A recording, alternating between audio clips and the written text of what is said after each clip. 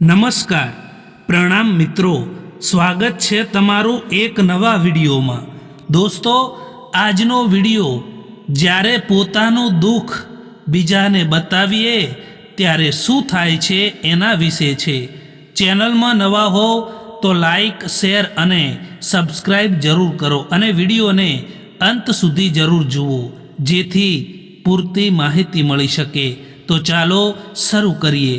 Number 1, લોકો કહે છે કે સમયની સાથે દર્દ ઓછું થઈ જાય છે, પરંતુ હકીકત તો એ જ છે કે પછી માણસને દર્દ સહન કરવાની આદત પડી જાય છે। નંબર 2, આજકાલ લોકો દગો પણ ખૂબ જ ચાલાકીથી આપતા હોય છે।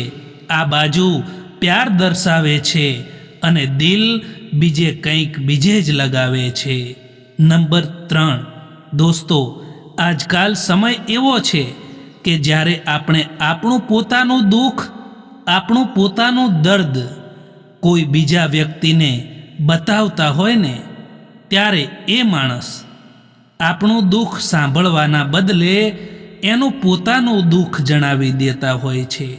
નંબર 4, જો તમે સમયની કદર કરતાં શીખી લીધું તો સમજી લેવું કે તમે જીવનમાં અડધા દુઃખ તો એમ જ કાબૂમાં કરી લીધા। નંબર 5, ઇજ્જત એમની જ થાય છે જે ઇજ્જત કરે છે, એમની નહીં જેમને ઇજ્જતથી વાત કરતાં પણ નથી આવડતું। નંબર 6, આપણી આંખો હંમેશા એ લોકો જ ખોલે છે જેમના પર આપણે આંખ બંધ કરીને ભરોસો કરતા હોઈએ છીએ।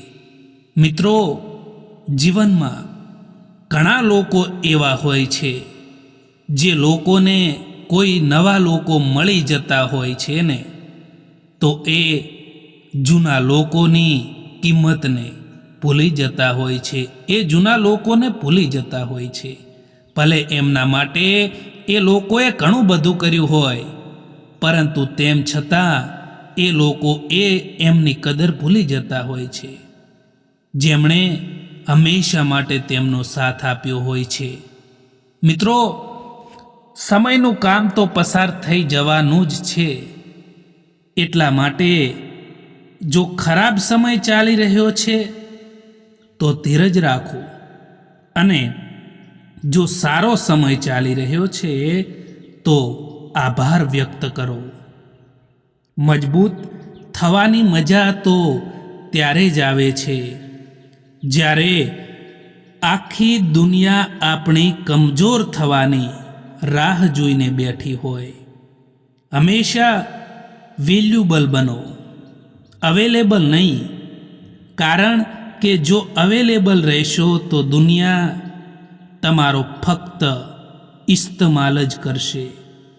એ લોકોથી તો દૂરી જ સારી છે જે લોકોને તમારા નજીક હોવાની કોઈ કદર નથી।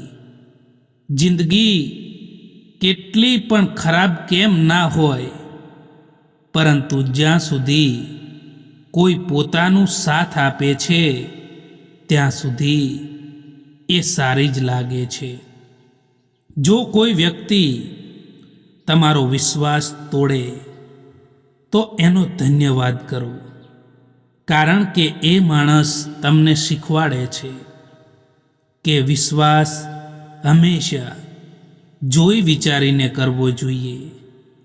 આપણે બીજાની દ્રષ્ટિમાં કેવા છીએ એ મહત્વનું નથી, પરંતુ આપણે પોતાની સ્વયંની દ્રષ્ટિમાં કેવા છીએ એ ઘણું મહત્વનું હોય છે।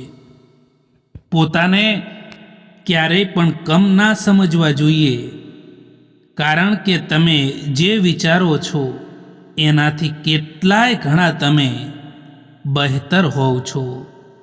એ લોકો ક્યારેય નથી રિસાતા જે લોકોને મનાવવા વાળું કોઈ નથી હોતું।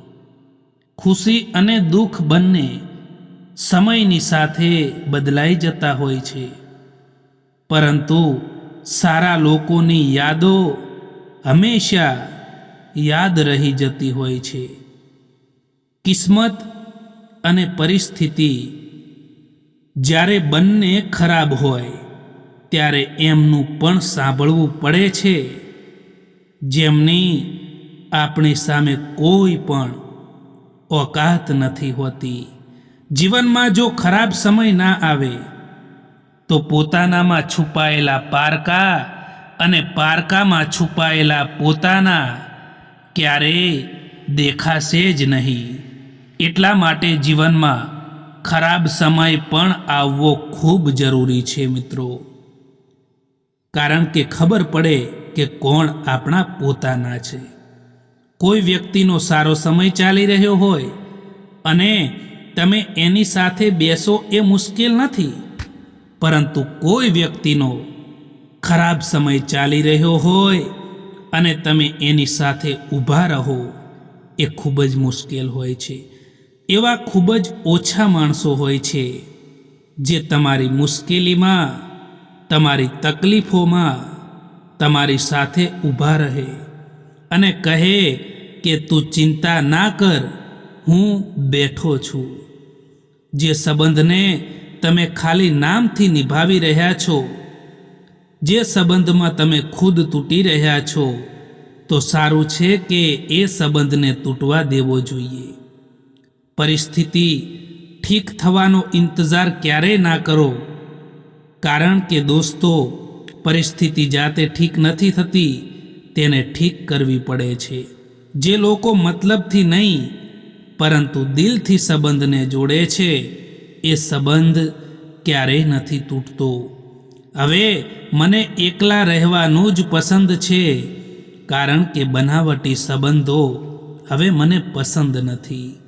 જેવી રીતે પૈસાની કદર કરો છો એવી જ રીતે સારા અને સાચા માણસની પણ કદર કરો, કારણ કે પૈસા તો મળી જશે પરંતુ સારો માણસ જિંદગીમાં ફરી નહીં મળે. જે વ્યક્તિને વારંવાર મનાવવા છતાં માનતું ના હોય, જે વ્યક્તિને વારંવાર સમજાવવા છતાં સમજતું ના હોય, તો એ વ્યક્તિને સમજાવવું ના જોઈએ. એ વ્યક્તિને સમજાવવાની કોશિશ ના કરવી જોઈએ. જે વ્યક્તિને કોઈ સમજાવી નથી શકતું એ વ્યક્તિને સમય જરૂર સમજાવે છે.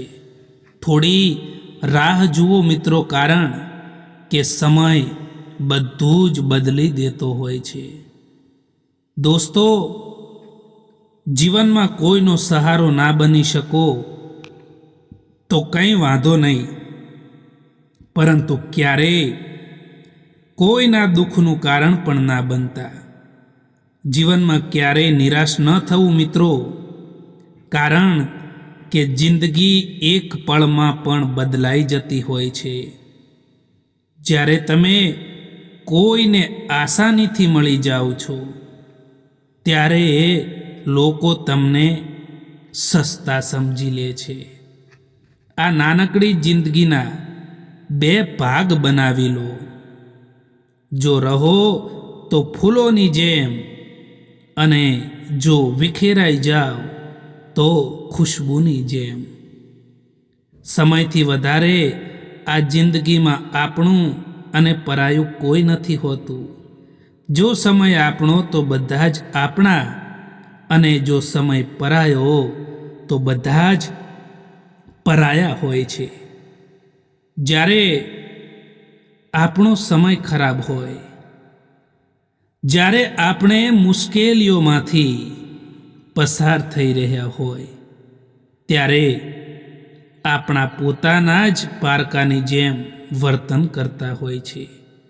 આપણા દુઃખી રહેવાનું એક કારણ એ પણ હોય છે કે આપણે નાની નાની વાતોને મોટી બનાવી દઈએ છીએ અને એના કારણે આપણે દુઃખી રહેતા હોઈએ છીએ. મિત્રો, આ વિડીયો પસંદ આવ્યો હોય તો આ ચેનલને સબસ્ક્રાઈબ જરૂર કરો. વિડીયો જોવા માટે આભાર.